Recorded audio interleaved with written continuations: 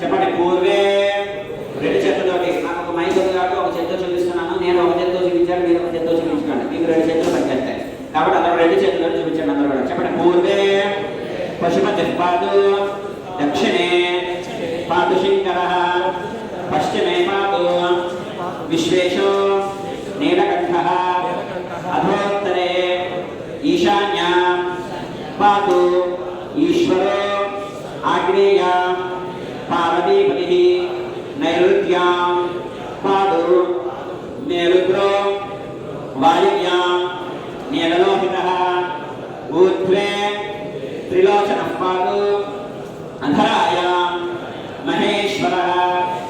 ఏతాభ్యో దశదిభ్యస్తు సర్వతః పాదు శంకరः.